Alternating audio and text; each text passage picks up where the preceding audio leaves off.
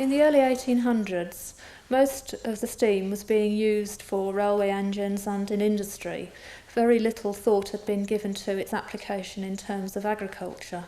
And in order to get it more widely known amongst farmers and industrialists, Farmers' Club was started, the Royal Agricultural Society was started, and these were able to put on shows and trials all around the country where many experimental engines were being tested.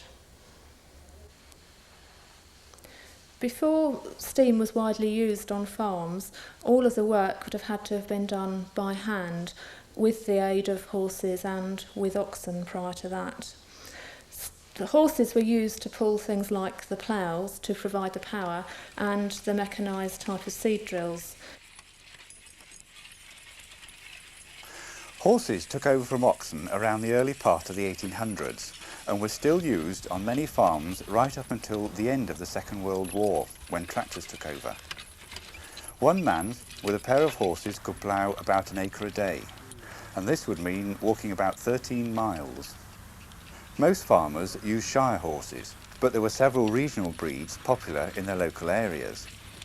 Suffolk punches, like these horses for example, were used in East Anglia, and Clydesdales were used in the Clyde Valley in Scotland. Most of the ploughs were pulled by 2, 3 or 4 horses and ploughed either 1 or 2 furrows. Ploughing stubble after a corn harvest would usually mean working down to about 4 inches deep, but for root crops the ploughs would go down to about 10 inches.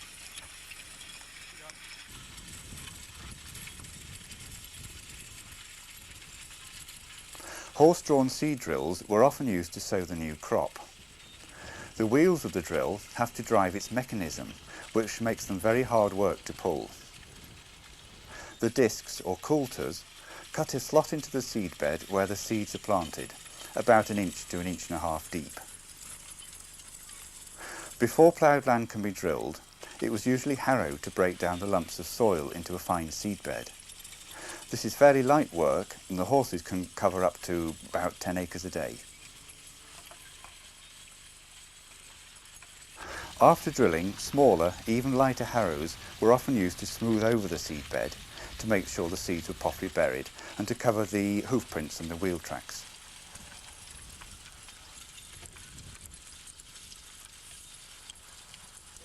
In terms of threshing, the farmer would have had a gang with flails in the early days. These would be a long wooden stick with a shorter wooden stick tied to the end with leather, and these were lifted above the head and then beaten down onto the ground to separate the wheat from the wheat seed from the ears of corn, and this would have been carried out on the barn floor with the doors open to create the draught to remove the chaff.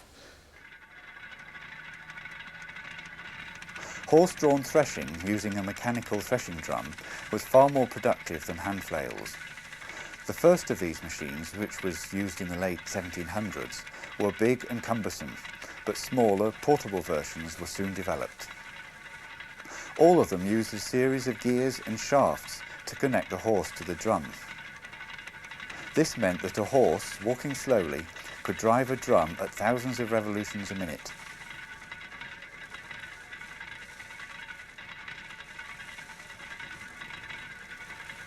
This drum separated the grain and chaff from the straw. The straw was thrown out at one end and the grain at the other. As farmers demanded more and more output from these drums, larger versions were made, which had to be driven by up to 4 horses. But this wasn't ideal, because it was very difficult to get steady power from a team of horses. Fortunately, by the 1840s, an alternative power source was just beginning to look promising. Many experiments were made with steam to introduce it into farm work to help provide mechanisation. And with the early days, the engines were portable engines, and that doesn't mean that you could pick it up and carry it. It was basically an engine on 4 wheels that could be moved from farm to farm or around the farm and would have been pulled by horses.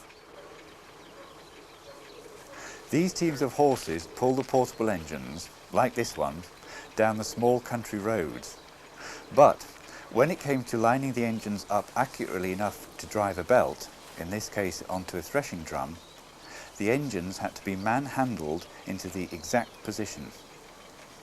The engines weighed several tons and could take a long time to set up on muddy or uneven ground, but they were an ideal source of constant, steady power. A few stationary steam engines had been used to power agricultural machinery before these portable engines arrived, but they were so big and cumbersome they had to be permanently bolted to barn floors. They were also enormously expensive, so only very large, wealthy estate owners could afford them. The very first portable engine was shown to farmers at the 1841 Royal Show in Liverpool by a company called R.J.&A. Ransom. Other companies soon developed their own models, and by the 1850s, farmers were being offered a wide choice.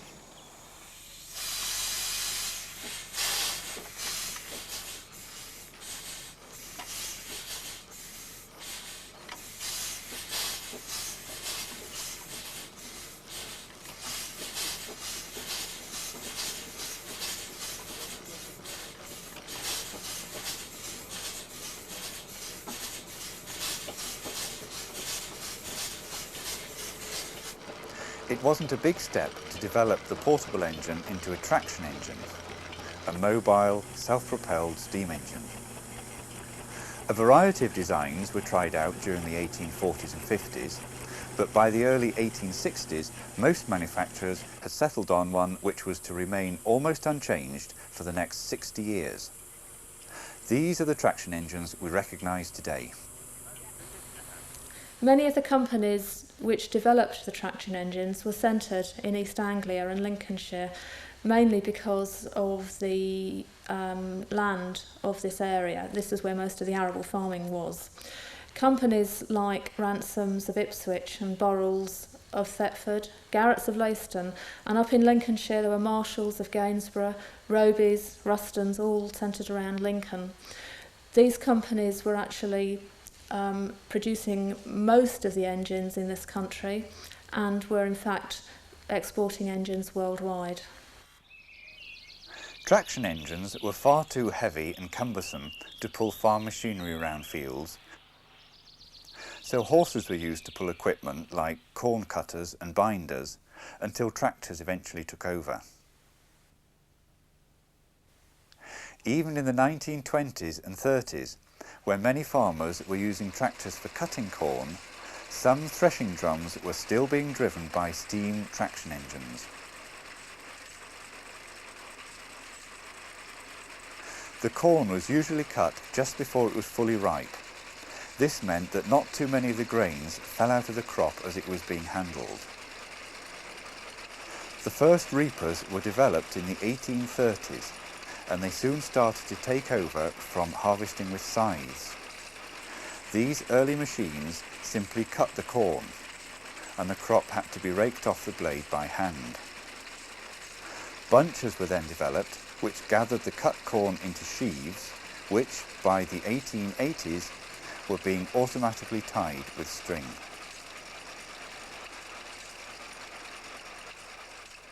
The sheaves were then stooked, so the air could get round them until they were dry, and they were often out in the fields for several weeks. Most farmers would then use a horse and cart to take the sheaves to the farmyard, where they'd be stacked until threshed.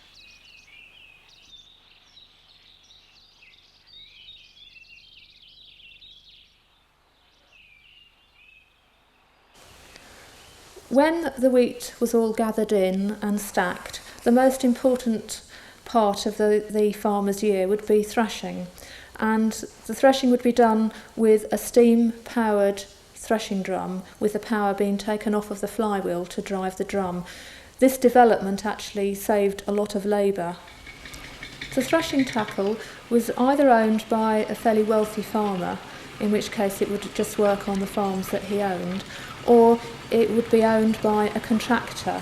These contractors used to travel around the farms, taking the threshing tackle behind them at around 4 miles an hour. The traction engine pulling the thrashing tackle, which would probably comprise a thrashing drum, a straw elevator, a chaff cutter perhaps, and a baler, would all come in one long procession into the village.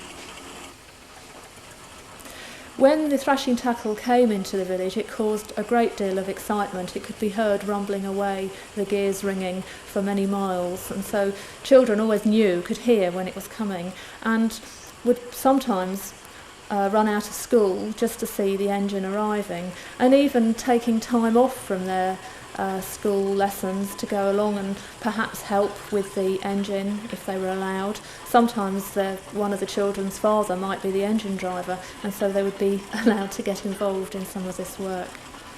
Well, I worked for a firm called W.J. Ford and Sons, and they was agricultural engineers of a place called West Row, and there was also thrashing machine proprietors too, and they had 3 traction engine sets and a portable set.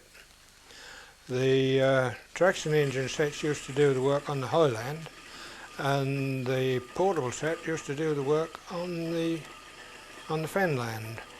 Well, we used to travel with the traction engine, and the traction engine was pulling the drum and the elevator behind. Sometimes we used to pull a chaff box behind, but not very often. But most of my work, what I done, was in the fen, and at that time the fen was very, very soft. Well, when we got in the yard, first of all we used to have a look around and see where the stacks were, unhook the elevator off the drum, and then run and pull the drum in between the 2 stacks.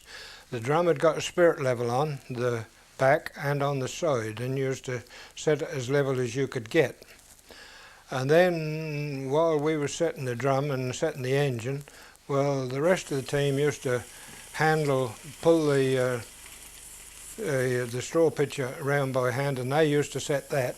And so by the time we got the belt on, everybody was ready to go, because you see, we'd got to get the wheels turning as quick as we could, because until they started we wasn't earning any money. After the straw elevator had been unhitched, the traction engine would manoeuvre the threshing drum into position. Either a horse or a gang of men would then pull the elevator up to one end of the drum, where it would catch the threshed straw and carry it away. While this was happening, the traction engine would be driven into position at the other end of the drum. The traction engine, drum and elevator would then be in a long line ready for the belts to be connected and thrashing to start. Each piece of equipment would have to be lined up very accurately to make sure that the pulleys were exactly opposite each other. The elevator carries the threshed straw away from the drum, and underneath the far end of the elevator, the farmer could put either a baler, buncher or chaff cutter. This is a baler. It compresses the straw into large bales which were stored to be used during the winter as animal bedding. The buncher gathers the straw into bunches without damaging it so that it can be used for thatching. And the chaff cutter cuts the straw into small pieces which were fed to animals.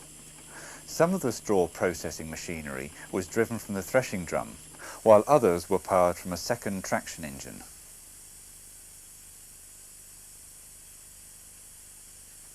During the autumn, the threshing gangs would usually thresh just 1 or 2 stacks from each of the farms in the area, so that all the farmers would be able to start the winter with at least some grain in store. They then returned to finish the rest of the harvest later in the season.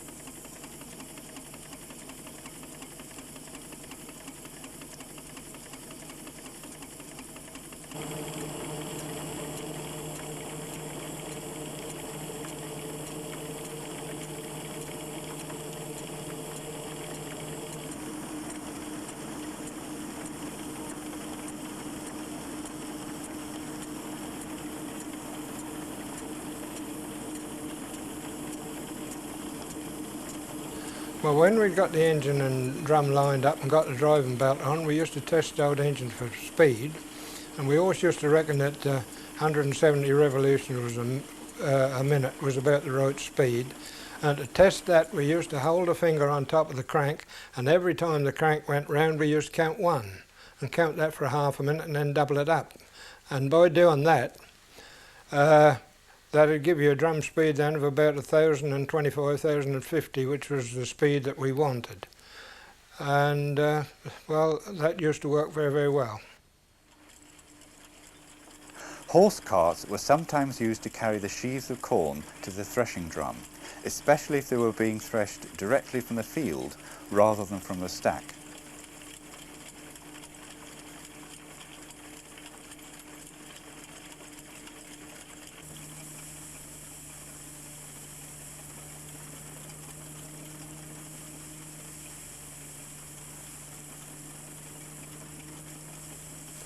There used to be 2 men on the corn stack, 1 man seeing after corn, a drum feeder and a band cutter on the actual threshing machine, and 2 men on the straw stack, and a boy probably seeing after chaff. That was the gang, apart from the engine driver who was sort of in charge of everything else.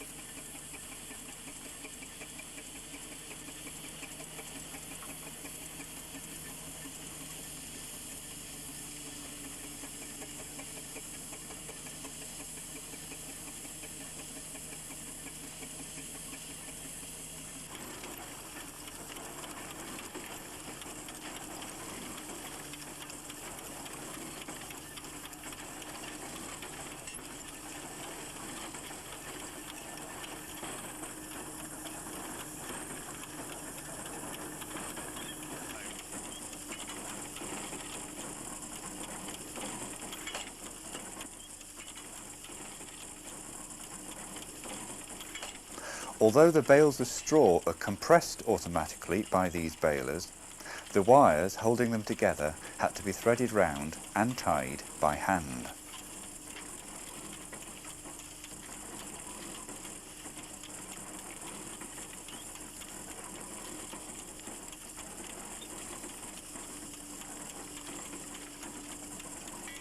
Well, the thrashing season at that time of day used to start about the first week in August, and then we used to go on what they call harvest hours. That was working 7 till 7. Well, we used to work from 7 till 8:30, and 8:30 till 9 was breakfast, and then from 11:15 to 11 we used to stop for beer, and 1 till 2 for dinner, and then we'd thrash on then till about 4 o'clock. 4 o'clock to 1:15 we had another glass of beer, and then carry right on till 7 o'clock at night. Well, as regards food, I mean, my wife, she used to pack me up 3 meals a day. That was breakfast, dinner and tea. And that meant that you used to leave home about, well, a little 4, 6 in the morning, and you was home about 8 o'clock at night, so that was a pretty long day. But that carried out, what we used to call harvest hours used to last for about 6 weeks. And then we used to go on to ordinary working hours, which was from 7 till 5. The grain falls out of the threshing drum down chutes directly into sacks. The weight of every sack was checked before being carried away. The threshing drum could be adjusted to thresh most crops being grown in Britain at the early part of this century. Well, the main things that we used to thresh was oats, barley and wheat. A comb of oats was 12 stone, and a comb of barley was 16 stone, and a comb of wheat was 18 stone, and a comb of peas was 21. In my day, when I was thrashing, 12 comb an acre of barley was thought to be a very good crop, and 8 to 10 comb of wheat was a good crop. And when we was thrashing, we used to reckon on doing somewhere about 100 comb a day. And by the time we'd done that 100 comb, everybody had enough of it. They was pretty well all knocked up.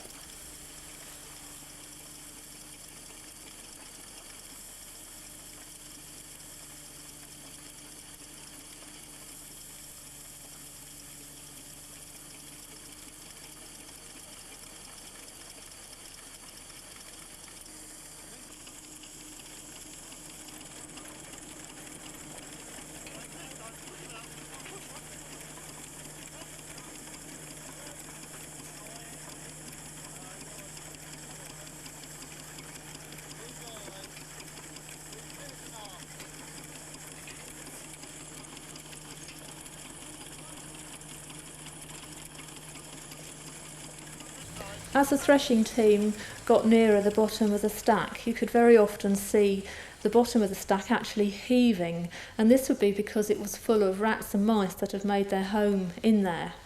Quite often you'd see upwards of 100 rats in one stack. It's quite a sight. Netting would be put around the thrashing tackle to try and keep these rats in, and it would be the job of children, people with sticks, even with dogs, to try and catch the rats so that they didn't spread into the surrounding area.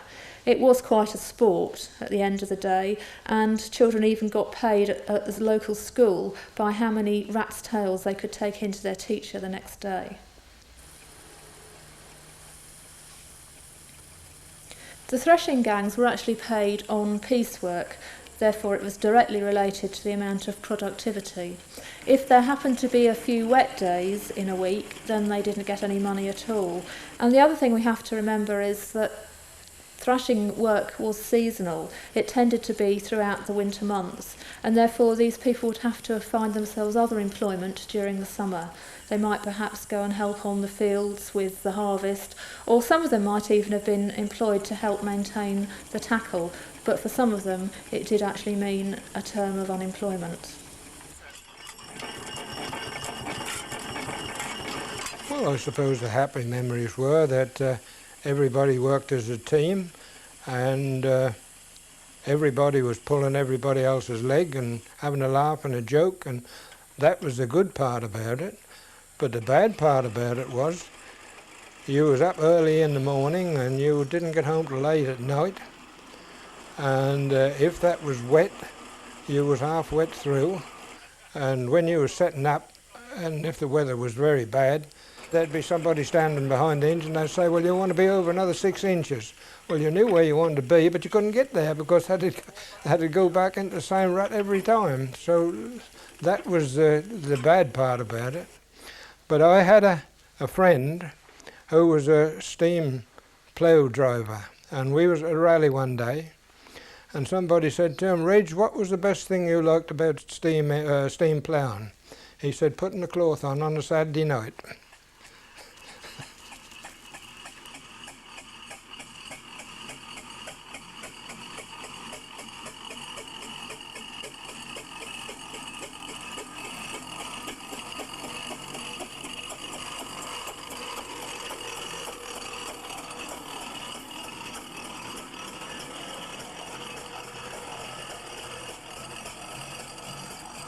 A wide range of equipment, including saw benches, were driven by traction engines.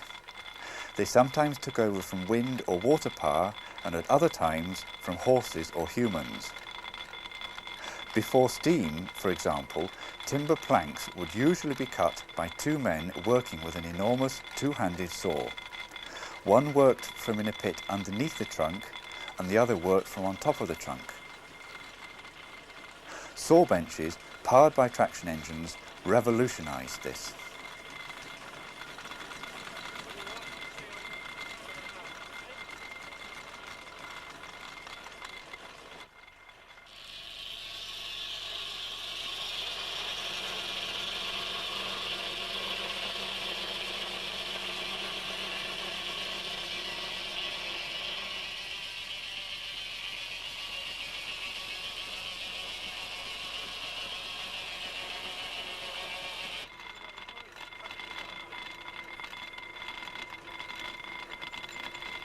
Jibs could be fitted to the front of many traction engines to convert them into cranes. This was especially useful for heavy haulage companies and factories, but farmers involved in forestry also found them useful. One of their drawbacks was that even without a load, the weight of the jib made steering very heavy. The other main impact of steam on agriculture was in ploughing, and many experiments were made in the 1860s and before that to try and perfect a system of ploughing using engines. One of the early versions was to try and drive a traction engine across the field, and in fact Burrells, along with Boydell's, patented an engine that had these huge type of, well, they were called elephant's feet, strapped around their wheels to try and spread the load. These engines moved across the field and would actually have towed probably 4 or 5 horse-drawn ploughs behind them. They weren't desperately successful as they were very heavy on the land and tended to compact the soil. Another system of ploughing was invented by fowlers of Leeds. First of all, with a roundabout system of ploughing, which meant they had one engine stationary on the field and a system of capstans and pulleys pulling a plough or a cultivator across the field. The Fowler two-engine system of ploughing meant that there was an engine placed at either end of the field. These engines had large winding drums underneath them full of wire rope, and they would pull a cultivator or a plough or a mould drainer up and down the field between them, and each time they'd pulled the cultivator or plough one way, then the engine would move along a section so that the next piece of land could be ploughed. This was by far the most successful method and was patented by Fowlers in the 1860s.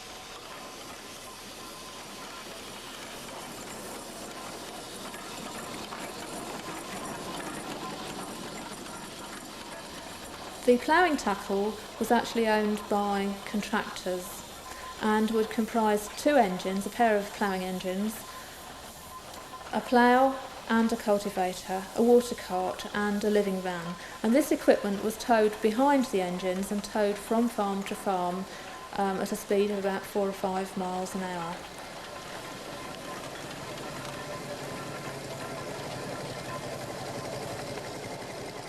When they arrived on the farm, they would then set up camp, and the living van was a very important part of this equipment because the workers would probably be away from home from Monday till Saturday lunchtime.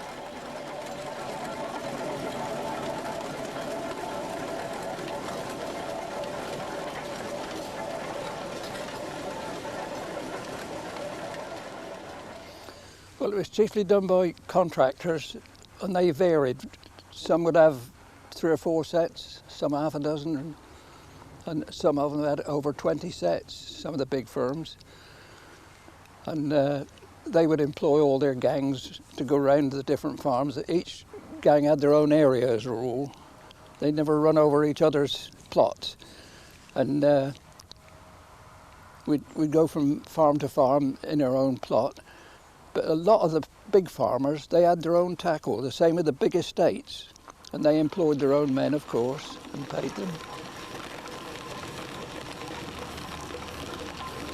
When you arrived at the field that you were going to plough or cultivate or whatever was happening, you'd get your tackle inside. The living van was the main thing. The implements that you weren't going to use, you'd pull them off on the side of the road at the nearest wide point or in the farmyard or wherever it was that you weren't going to use them. They stay there till you went away. You'd get what implement you were going to use into the field, which was by the nearest gateway or whatever it was. Then the one engine is set to the side of the field that he's going to work, and the other one that's got to go across the other side. You'd hook the rope from the first one onto the back of that engine, he'd take it right across the field. You line your other engine up in line with the other one on the opposite side of the field, couple the 2 ropes together, a couple of blasts on your whistle, and he'd pull that back. And that's back to wherever the plough or cultivator was, ready to hook onto the 2, and you're ready to go.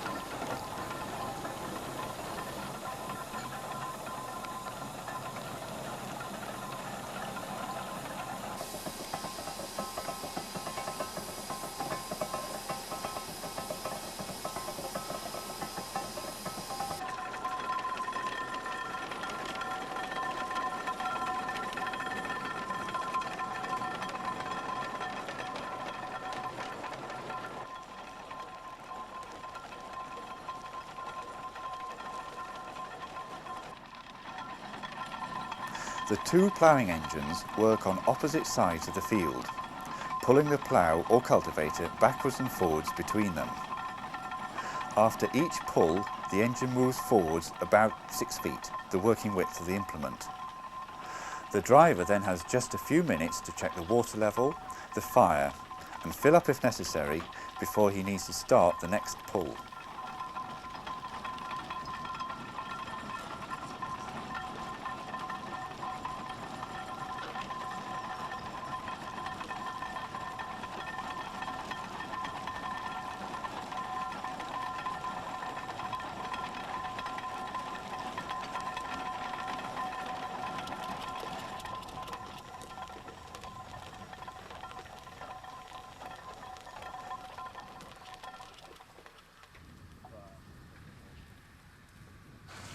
For a steam plough gang, there's 5. That is the foreman, 2 drivers, a cultivator man and a cook boy. The foreman, while you were cultivating, he would be round the farms getting jobs. He'd be on his bike, spend half a day in the pub perhaps, and then on round some of the farms and come back and say, well, we go in so-and-so next week and all that. The 2 drivers, they were tied up with their engines, of course. The cultivator man, he would be looking after the cultivator and steering it while we were working. And the cook boy would keep the gang fed and look after the living van and keep that clean and tidy, which was we were always pretty particular about.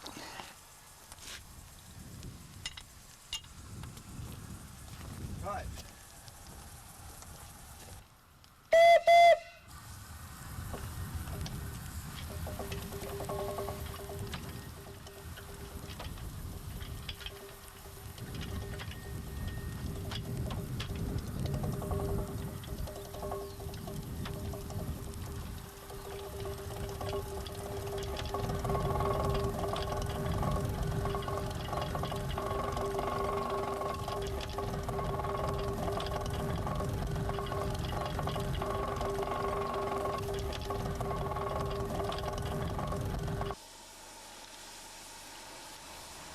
Our wages were drawn from the firm that we were working for normally.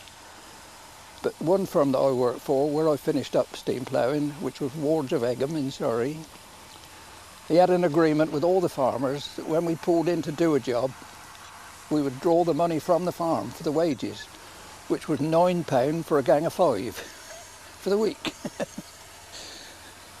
And I always remember we went to one place in a little village called Bradfield, which is about 8 miles west of Reading. And the farmers in those days, they were really hard up. And my brother was in charge of the set. That was the first year I was with Wards at Egham. And when we pulled in there, my brother went over and he said, all right for £9 for the wages at the weekend, Mr. Wilson. This was on the Tuesday. He said, I'm going to Reading Market tomorrow with some calves. If they fetch a good price, you can have £9. If they don't, you won't get any. He said, just like that. They were running on a shoestring, most of the farmers then.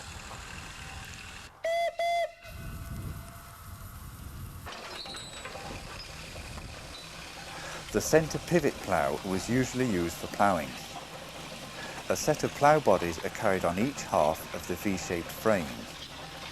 After ploughing across a field one way, the plough is tilted to bring the other bodies down. It then sets off back across the field.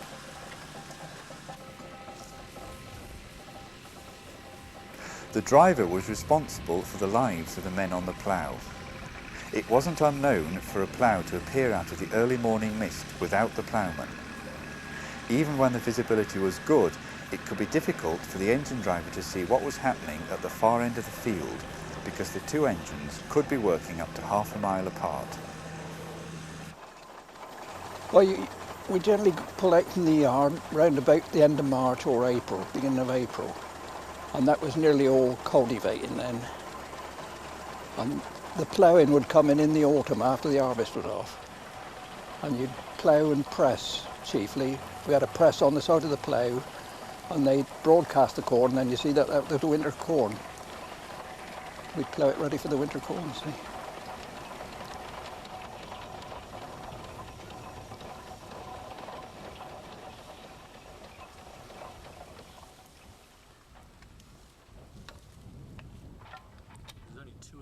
Ploughing, you can see each furrow. Cultivating is just scuffled up, and it's, mind you, you can go down deeper with a cultivator than you can with a plough, and it still does a good job. Cultivating, you could do 30 acres in a day. Ploughing, 20 acres is a good day's work. They were full days too, not like half the time. It was a full day, about 16 hours.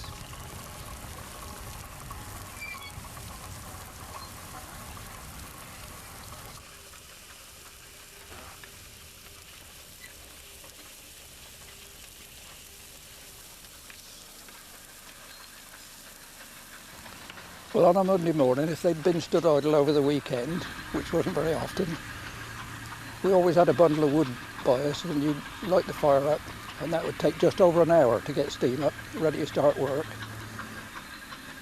If you'd been working all day, you would bank down the fire, say when you packed up about 10 o'clock or whatever time it would be. You'd push in 3 or 4 great big knobs of coal, in much as you could get through the firehole door. They were big knobs in those days, not like we get now. And a few shovels of dust on the top. Drop the ash pan damper and the damper over the chimney at the top, and that'd be all right. And then you'd go out the next morning, say, well, generally about 3:30, 4 o'clock, we'd be away.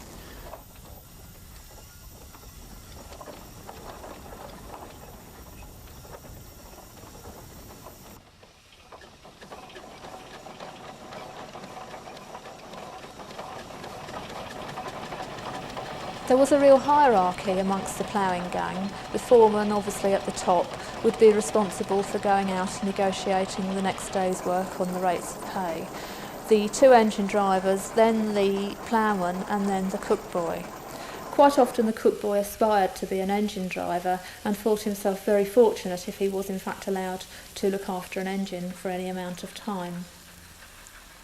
It varied in the ploughing gangs as to who actually got up first. In some gangs the cook boy would go out first and see to the fires on the engines and make sure that they were either still alight from the night before or relit for that day. Usually they would keep the fires in, and so they would just need stirring up and coaling up, ready to be getting up steam for the next day's work. In some gangs, the cook boy would actually get up last, and while the engine drivers were out seeing to the fires in their engines, then the cook boy would be cooking the breakfast. Once the breakfast was ready, they would actually eat it in relays, so that the ploughing tackle kept going for as long as possible throughout the day.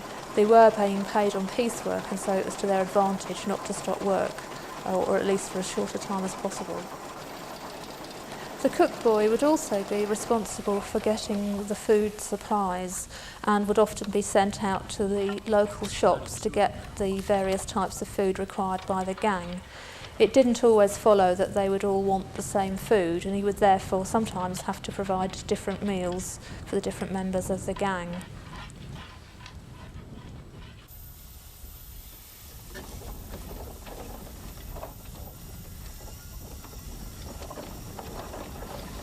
Well, we start off from home on a Monday morning or Sunday evening, whichever it was, how far we had to go. If it was too far to go, you start off on the Sunday evening.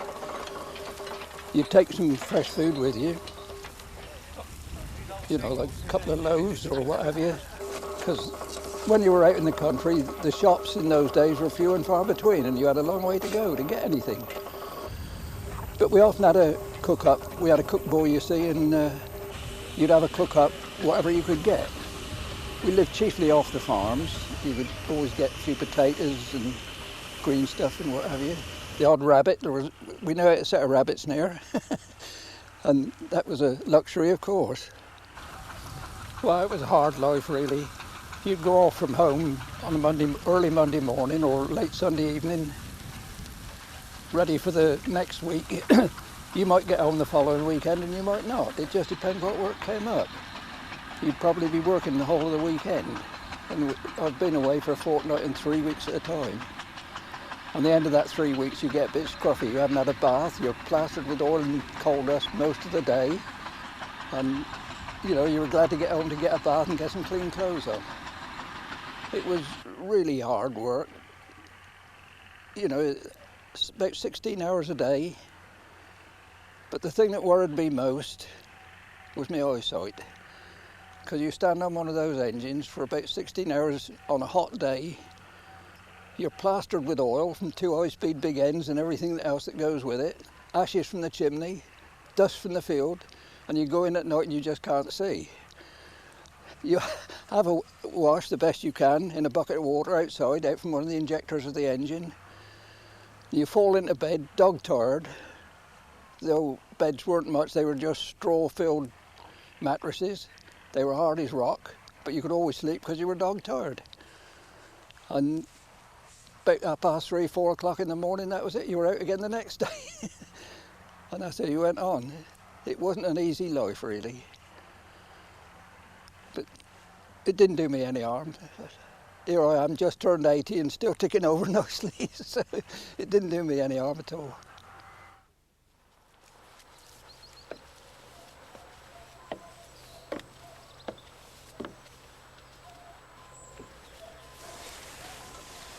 Well, this was our home while we were away on the ploughing jobs.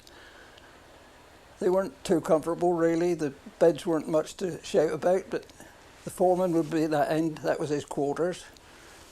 This end, there's the two bunks, the two drivers would be on the bottom, and the cultivator man and the cook boy on the top one.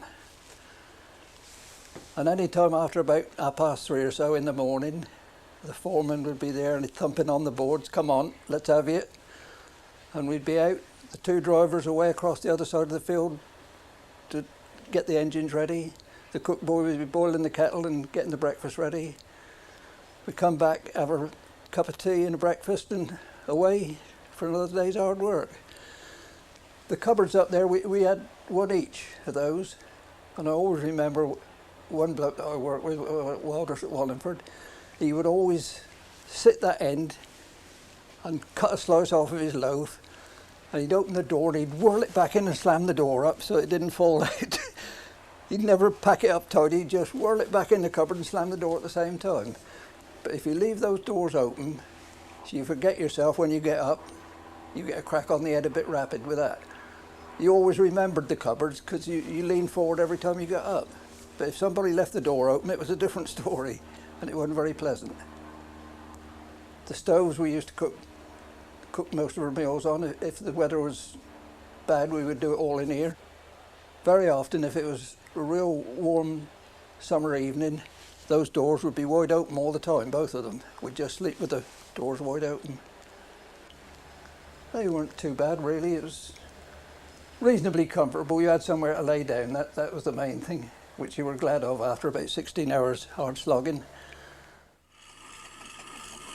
The enormous power and torque of traction engines makes them ideal for slow winching jobs like timber hauling.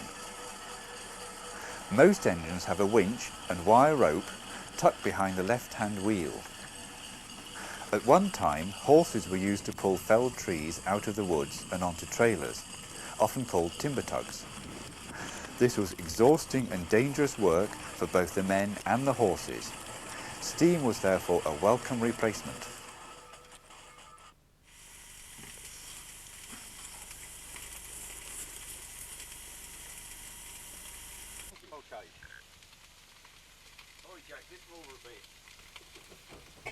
After the drive pins have been removed, the wheels are no longer connected to the flywheel. The traction engine is now ready for winching. Up to 70 yards of steel wire is usually carried.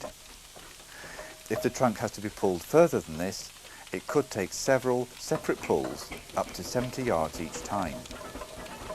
Only with very light trunks and solid ground would it be possible for a traction engine to drive along, pulling the timber behind it.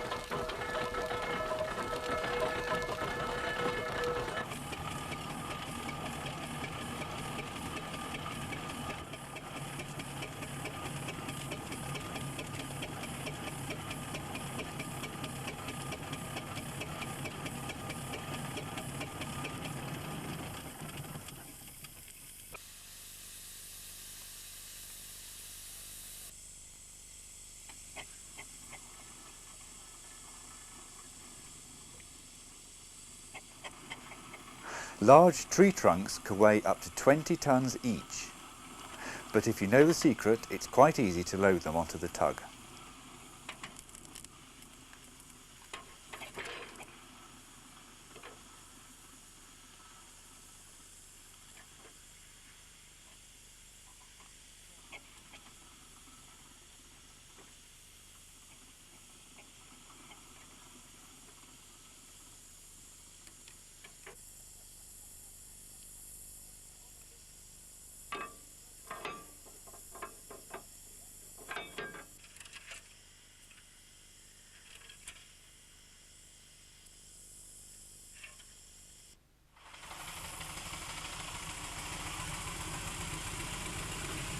The early traction engines were the start of one of the greatest revolutions in farming. Traction engines were used from the 1860s right through to the 1920s and 30s when tractors began to take over.